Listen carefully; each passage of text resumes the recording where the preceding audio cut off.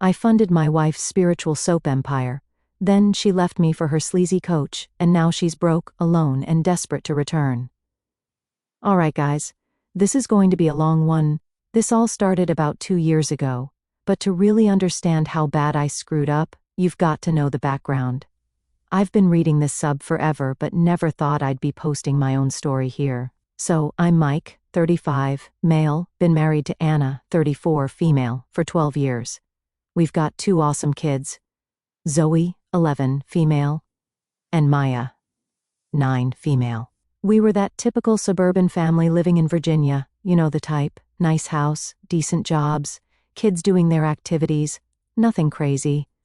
I work in medical device sales, sounds fancy, but I'm just a glorified salesman. Anna used to work in marketing before deciding to stay home with the kids. Anna was honestly amazing. We met in college. She was this creative, down-to-earth girl who could make anyone laugh. She had this way of turning ordinary moments into adventures. Like she'd pack these elaborate picnic surprises for no reason, or start random dance parties in the kitchen while making dinner. Every birthday or anniversary, she'd create these incredible scrapbooks filled with ticket stubs, photos, and little notes about our memories together. The kind of stuff that makes you feel like the luckiest guy alive, you know? When the kids came along, she threw herself into being a mom with the same enthusiasm. She made their lunches into little art projects and turned bedtime stories into full theatrical productions, complete with different voices for each character. We weren't perfect, but we were solid. We had our date nights, shared inside jokes, and actually enjoyed hanging out together. Here's where my sister Jenny comes in. She's older than me by 2 years and got divorced like 3 years ago. Her ex was a real piece of work, cheated on her with some 23-year-old from his gym. Ever since then, Jenny's gone full women's empowerment mode, like her whole personality changed. She started posting these crazy long Instagram captions about finding her authentic self and unlocking her feminine power or whatever. I didn't think much of it at first. She was hurting, and if posting quotes from these self-help gurus made her feel better, who was I to judge? But then she started spending more time with Anna. A lot more time. See, Anna was getting kind of restless. The kids were both in school full-time, and I could tell she was bored. She'd always been super creative, used to make these amazing scrapbooks and stuff for the kids. But now she was just scrolling through her phone all day and watching those mind-numbing reality shows. Jenny started coming over like 3 to 4 times a week for these sisters' sessions. Their words, not mine. They'd sit in our kitchen drinking coffee and talking about unleashing their potential. Jenny kept showing Anna these Instagram accounts of women who built empires from their phones. Most of them were selling some kind of crystals or essential oils or whatever. My parents were actually supportive of this whole thing too. Mom was all, "It's so nice the girls are bonding," and Dad just nodded along because, well, that's what he does. Even my in-laws thought it was great that Anna was finding her passion. Nobody saw what was coming. Anna started talking differently. Everything became about mindset and abundance. She joined all these Facebook groups about the entrepreneurial lifestyle, and would stay up late watching YouTube videos about scaling your business. One night she came to me all excited about this idea for making special soap, not just regular soap. This was going to be spiritual soap with crystals in it. She had this whole plan about targeting the wellness community. You know what? I actually thought it was a good idea. Anna's creative, she's good at marketing, and people are really into that spiritual stuff right now. Plus, I wanted to be supportive. My dad always taught me that a good husband supports his wife's dreams, so I jumped in 100%. I spent a couple of weeks helping her get started, used my sales experience to help set up her website, got her supplies, and hired a tech guy to set up inventory tracking and payment systems. It cost us about $3,000 to get everything going, but I figured it was worth it to see her excited about something. Jenny was over all the time now, helping Anna with social media stuff. They'd do these photo shoots with the soap, arranging crystals and flowers around it, using these special lights I bought. Anna started calling herself a craftpreneur. Typing that made me cringe, but whatever. The first few months were actually pretty great. Anna was happy. The house was always clean because she wanted good backgrounds for her soap photos, and she was still super involved with the kids. She'd even let them help with product development, basically letting them pick scents and colors for new soaps. It was cute.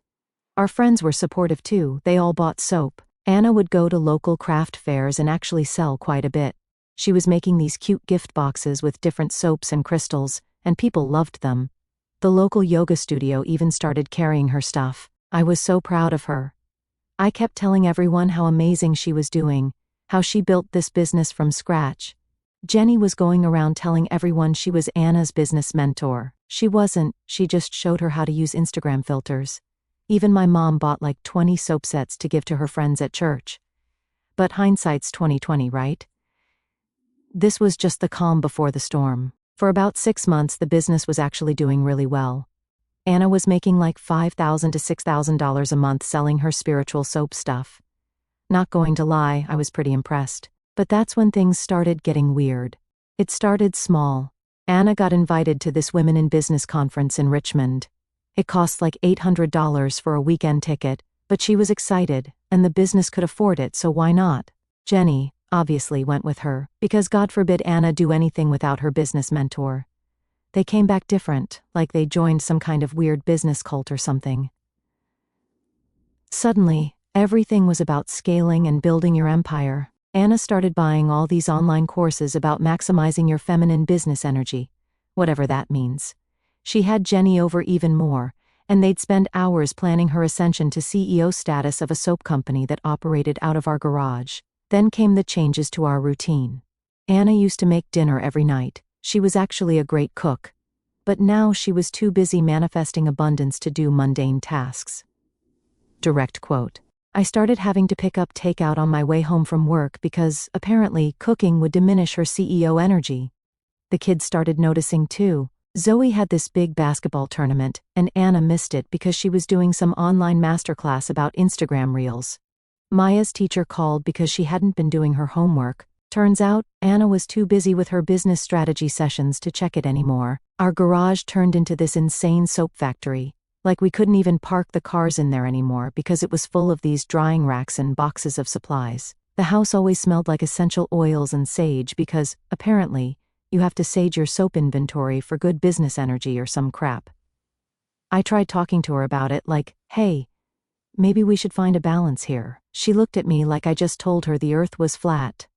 Mike, you don't understand. This isn't just a business, it's a movement. We're helping women unlock their spiritual potential through mindful cleansing. I wish I was making this up. Jenny wasn't helping at all. She'd be there practically every day, encouraging this nonsense. Anna, you're such a visionary. You're going to be the next Gwyneth Paltrow, because that's what the world needs. Another overpriced wellness brand. The spending got crazy too. Anna started buying all this expensive office furniture for her CEO space, also known as the spare room. She spent $1,200 on this fancy chair because abundant CEOs need abundant seating. She hired a business coach to help her step into her power, started going to all these networking events and seminars. Our joint account was getting drained for all this business stuff. When I brought it up, she got super defensive. I'm investing in our future. You should be grateful I'm bringing in money. Most men would love to have a wife who's building an empire. The worst part? Our friends and family were still encouraging her. My mom kept sharing her business posts on Facebook. My dad told me I should be proud of having such an entrepreneurial wife. Even my friends were like, dude, she's killing it. You should be happy. But they didn't see what was happening at home. The kids were eating cereal for dinner because mom was too busy doing Instagram lives about mindful soap creation. The house was a mess unless she was filming content. She started missing parent-teacher conferences because they conflicted with her mastermind sessions. One night, I found Zoe crying in her room. She'd gotten an A on her science project and wanted to show Anna. But Anna was too busy filming soap-making tutorials to look at it. That hit me hard, like, what the hell happened to my wife who used to be so excited about every little thing the kids did? I tried everything to get her interested in literally anything else. I booked us this weekend getaway at that resort she always talked about. She canceled last minute because of some emergency business strategy session. I got her into this fancy cooking class she used to love before all this started. She left halfway through because she needed to align her business energy or whatever. I even tried getting her back into doing stuff with the kids, like she used to. Remember those amazing scrapbooks she made for their birthdays? But nope. Apparently that was limiting her entrepreneurial potential. Who even talks like that? When I brought up how much the kids missed spending time with her, she just gave me this condescending look and said, "Men often try to dim a woman's light when she starts to shine too bright." Like, yeah, That's it. I'm intimidated by your magic soap business that's taking over our garage and ruining our family. I was really starting to hate all this spiritual business talk. So, at that point, she was making decent money, but spending it all on these weird business courses and mindset coaching. That's when Brad showed up. This dude, man, where do I even start? She met him at some entrepreneur conference in DC. She came home talking about this amazing business coach who had revolutionized the spiritual product industry or whatever. According to his Instagram, which I later checked out, he was some kind of business guru who helped heart-centered entrepreneurs scale their divine businesses. I'm not even joking, that's exactly what his bio said. Brad was like every stereotypical business coach you can imagine, always wearing these tight blue suits, had that perfect white smile, posted constant photos of himself working in exotic locations. Total douche vibes. But Anna, oh man, she was completely starstruck. The first red flag was the price of his coaching program. He wanted $15,000 for 6 months of coaching. $15,000 to teach someone how to sell soap. I nearly fell off my chair when Anna told me. But she had already paid the deposit using business funds before even talking to me about it. It's an investment in our future, Mike. Brad has helped other spiritual entrepreneurs scale to 7 figures. That was her justification. She kept showing me these testimonials from his other clients, all saying how he helped them manifest abundance and crap like that. The coaching started with these weekly Zoom calls that had to be in the evening, because apparently, soap business strategy can only be discussed after 8 p.m. Anna would get all dressed up for these video calls, like she was going to a fancy dinner, full makeup, nice outfits, the works, for a Zoom call about soap. Then came the intensive strategy sessions, that had to be in person. These meetings were always at some fancy hotel lobby or upscale coffee shop, never at like an actual office or something normal. And they always seemed to run late into the evening. Jenny, who was still hanging around all the time, thought Brad was the best thing since sliced bread. OMG, Anna, he's such a visionary, and he totally gets the divine feminine energy of your brand. She'd help Anna get ready for these coaching sessions, like she was preparing her for prom or something. The kids started asking questions I couldn't really answer. Why does mom dress up to talk about soap? How come she can go to business meetings but not my dance recital? Maya's teacher emailed me again because Anna missed another parent-teacher conference. Apparently, she had an emergency strategy session with Brad. The breaking point for me was when Zoe got sick at school. She had a fever and needed to be picked up. I was in the middle of a huge project at work and couldn't leave. I called Anna, straight to voicemail, texted her, no response. Finally got hold of Jenny, who told me Anna was in a session with Brad and couldn't be disturbed. I had to make up some excuse at work and go get my kid because my wife was too busy manifesting with her business coach to take care of our sick daughter. When I finally got hold of Anna that night, she acted like I was being unreasonable for being upset. Mike, Brad says a true CEO has to make hard choices sometimes. You're just not thinking abundantly enough. Around this time, the business actually started making less money. Anna was so focused on scaling and building her empire that she was neglecting the actual soap making. Orders were going out late. Customers were complaining about quality. But she didn't care because she was too busy planning her ascension to 7 figures. I started documenting everything, the missed school events, the late-night coaching sessions, the money being spent on Brad's program. Something felt really off about the whole situation. I also started paying more attention to Anna's schedule. Those coaching sessions were getting more frequent, and always at weird times. She'd come home late, smelling like expensive cologne, not the essential oils she usually reeked of. I'm not proud of this part, but I started checking our credit card statements more carefully. I found charges from hotels near where these business meetings were happening. Not exactly the kind of places you discuss soap marketing, if you know what I mean. But I didn't have solid proof yet. Part of me didn't want to believe it, like maybe there was some explanation that wouldn't destroy our family. Then, one Tuesday afternoon, I got this text from Zoe that changed everything. Dad, Mom's with that business coach at the mall. They're kissing. Maya won't stop crying. Please come get us. That text from Zoe shattered my whole world. My daughters, 11 and 9 years old, had to watch their mom make out with another man in the middle of a public Starbucks. They were supposed to be having a fun day at the mall with their friend's mom, Instead, they got to see their mother destroy our family right in front of them. I rescheduled my afternoon hospital appointments and went to get them. The whole drive there, Maya kept asking, "Why was Mommy kissing that man? How do you even answer that?" Zoe was just quiet, which was almost worse. The drive home felt like it lasted forever. All I kept thinking about was how I'd practically gift-wrapped this nightmare. $3,000 to start her business, the fancy lighting setup for her soap photos, the inventory tracking system. I'd been so proud of supporting her dreams, of being that understanding husband who helped his wife find her passion. What a joke. I'd basically paid for front row seats to watch my marriage implode. Every encouraging word, every time I told her, "You can do this, honey," every dollar I'd invested, I might as well have been building the stage where she'd eventually perform her betrayal. The steering wheel creaked under my grip as I fought the urge to punch some supportive husband I turned out to be. So busy patting myself on the back for helping her start a business that I didn't notice she was starting something else entirely with Brad. I sent the girls to their rooms when we got home. They didn't need to see what was coming next. They'd seen enough of their father's failures for one day. Then I waited, paced around our kitchen like a caged animal, staring at that damn text from Zoe over and over. 11 words that just nuked our entire family.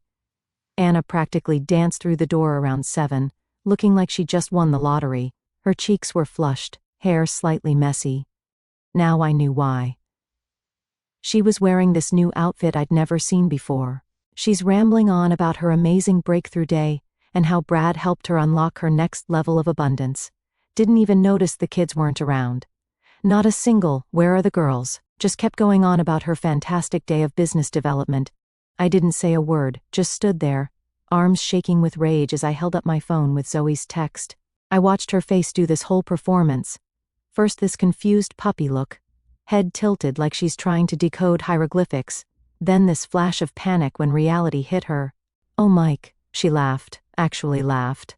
"The girls probably just misunderstood what they saw. You know how kids can be, always making up stories." I kept staring, my jaw clenched so tight I thought my teeth might shatter. "Honey, you don't understand," she tried again, switching to her spiritual guru voice. "Brad and I were just doing an intensive energy alignment session." "Energy alignment?" I exploded, my voice bouncing off the kitchen walls. "Is that what you call making out with your business coach at Starbucks in front of our daughters?" She had the audacity to roll her eyes at me, actually rolled her eyes, like I was some backwards caveman who just didn't get it. "God, Mike, you're so traditional. This is a modern business relationship." Brad and I have a deep spiritual connection. I'm actually setting a powerful example for our girls about female empowerment and following your truth. Something in me snapped. I slammed my hand on the counter so hard everything rattled. My phone bounced and skidded across the granite. Pretty sure I heard something crack, either the phone screen or my last nerve. She started fixing her hair, like we were discussing the weather.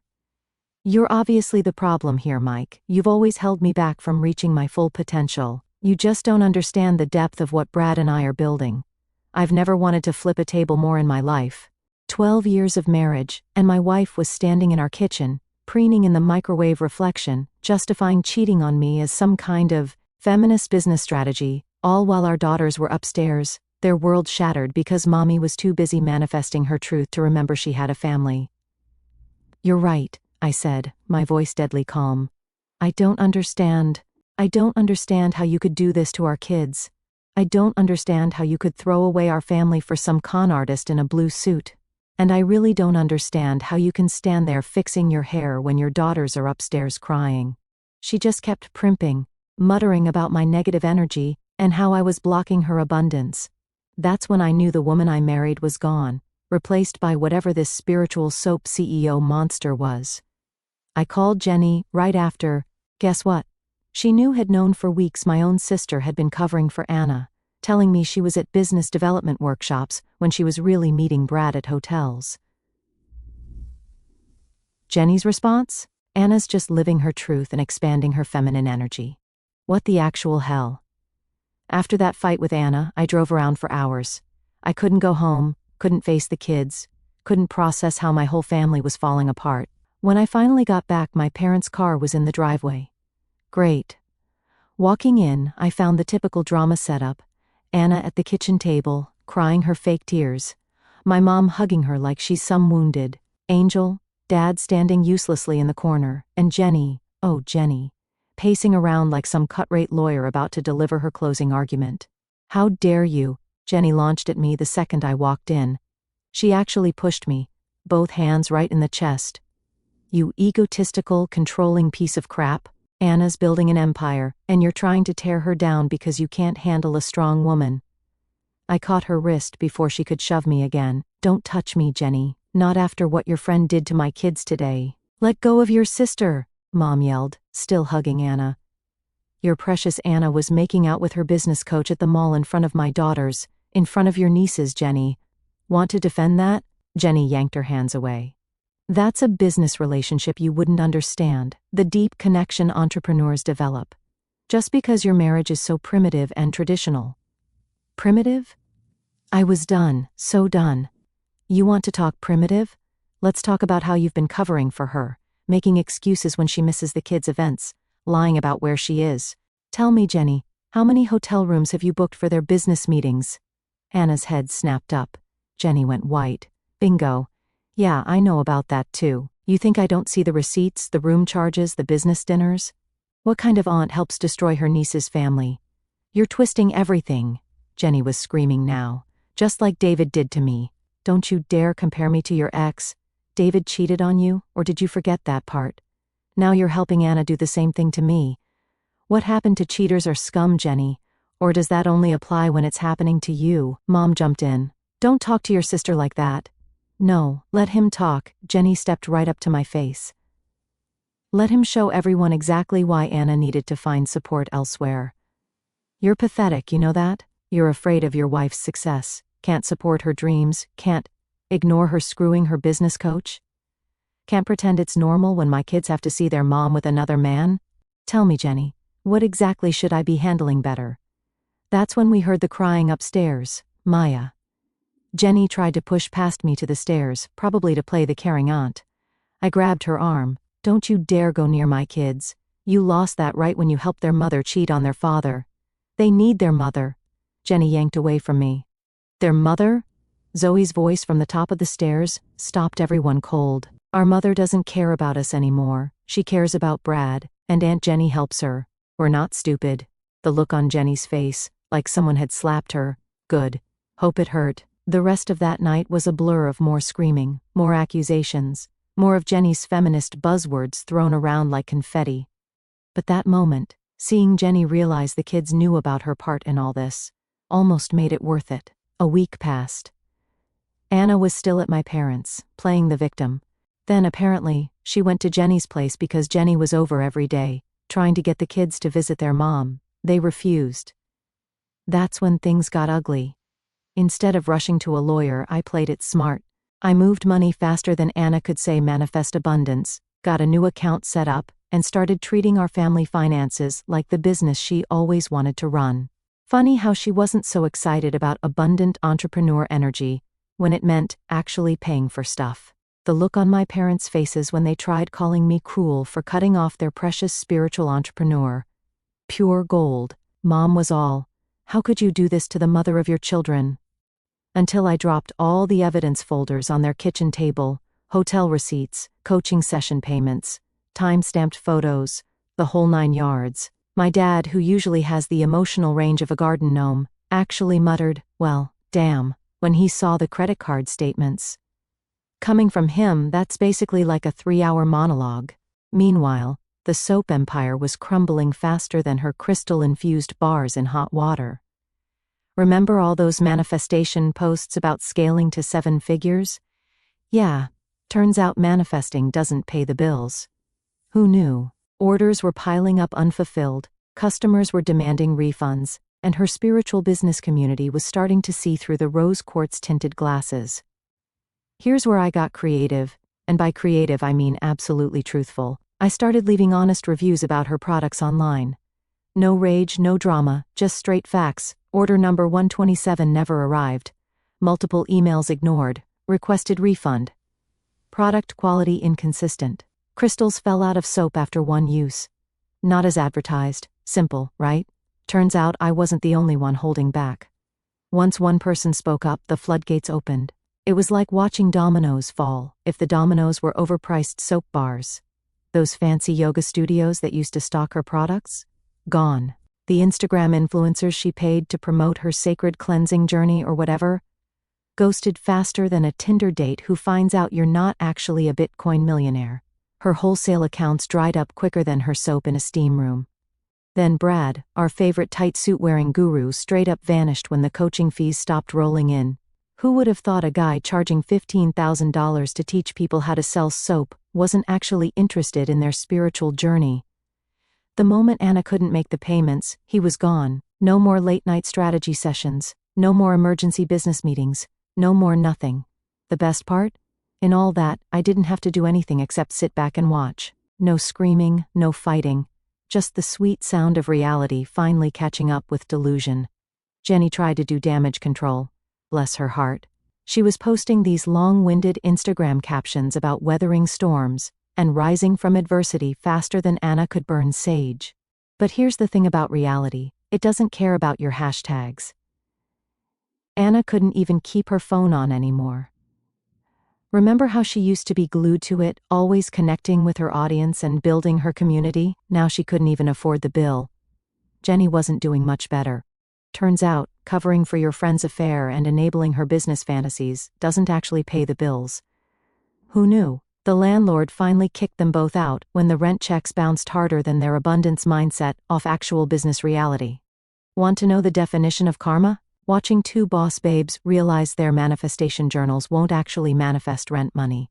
With nowhere else to go, I heard that Anna, our spiritual soap queen, showed up at her parents' doorstep with all her CEO energy deflated like a week-old balloon. Her parents, who had been her biggest cheerleaders in this whole mess, had finally seen enough receipts and evidence to realize their daughter wasn't exactly living her authentic truth. Unless that truth involved hotel rooms with Brad. They actually turned her away. Let me tell you, watching my former in-laws choose reality over their daughter's bullshit was like watching pigs fly while riding unicorns. But here's where it gets really good. Jenny, the original feminine power guru who started this whole mess? Well, she went crawling back to her ex. Yeah, that ex. The same guy she spent 3 years calling every name in the book on Instagram. The dude she claimed was dimming her light and suppressing her feminine energy.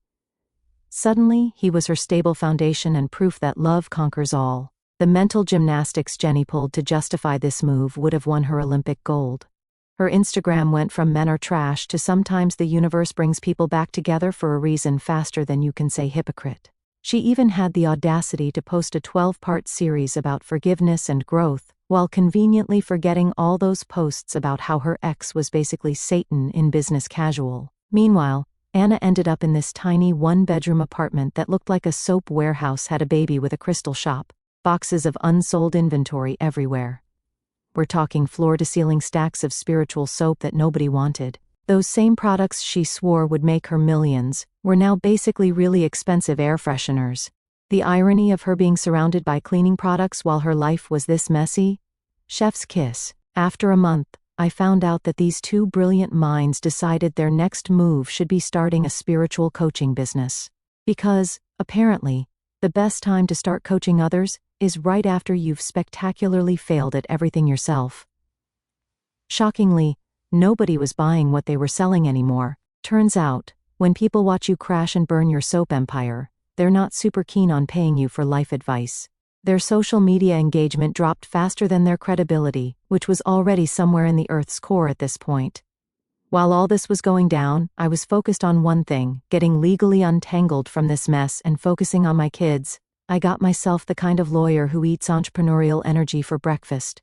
The evidence pile I handed him was thicker than Anna's manifestation journal. Every bank statement, every delusional business expense, all meticulously documented. You should have seen Anna trying to play the victim in court.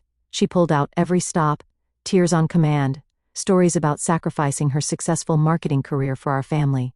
Conveniently, forgetting she left that job to sell magical soap. Claims about how she deserved spousal support because she was finding herself. My lawyer shut that down faster than Brad shut down her calls when the money ran out. Then came the custody battle, or should I say, attempted custody battle. Anna tried pushing for joint custody, probably thinking she could secure some child support to fund her next spiritual venture. But here's the thing about kids. They see right through bullshit. Zoe and Maya, bless their hearts, stood up in court and basically said, "Thanks, but no thanks," to living with mom full-time. Watching their faces as they told the truth about all the missed events, the neglect, the Brad situation. That was harder than watching the soap empire crumble. The judge's verdict was sweeter than validation from your Reddit community. I got primary custody.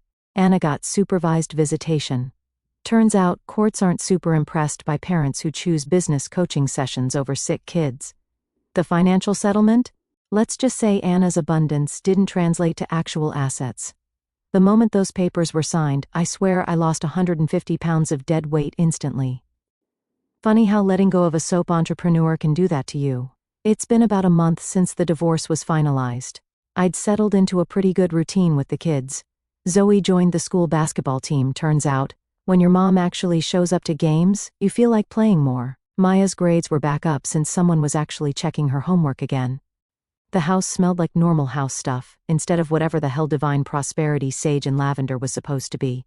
Then, one random Tuesday night, around 9 p.m., there's this knock at my door, not like a normal knock, more like that sad, pathetic kind of knock that screams, "I've hit rock bottom," and kept digging. I open up, and there's Anna, looking like she just lost a fight with a Sephora store and a self-help bookshelf. Her woman power suit was replaced with yoga pants that had definitely seen better days, and her abundant entrepreneur makeup was looking more raccoon after an all-nighter. The transformation from spiritual business goddess to reality hit me like a truck was almost artistic. "Mike," she sniffled, trying to make her voice do that thing that used to work on me. "I don't want to be an entrepreneur anymore."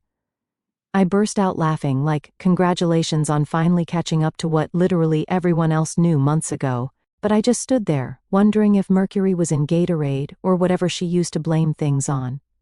Oh, I couldn't resist. "So running an empire isn't your life's purpose anymore?" What happened to the strong, independent woman vibe? She tried to force this sad little smile, like we were sharing some inside joke about the whole thing. But here's the thing. It's only funny when both people are laughing. And I definitely wasn't laughing. "I messed up," she admitted, her voice cracking like her business model. "I got caught up in it all, and I held up my hand, the same hand that used to help her package soap, that used to wipe our kids' tears when they couldn't understand why mommy missed another school event. "Save it. You didn't just mess up. You burned everything down, and you didn't just hurt me, you hurt our kids." Her face did this thing where it kind of crumbled, like one of her handmade soap bars left in the rain. I don't know what to do anymore."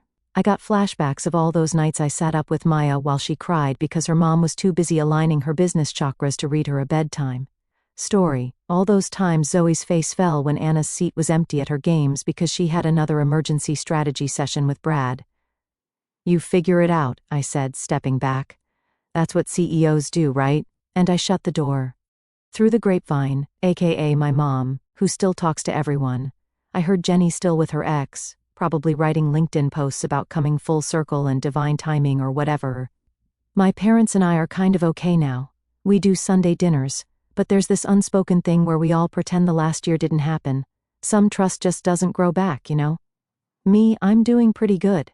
Started dating a bit, nothing serious, just coffee meets with normal women who don't think crystals can fix everything.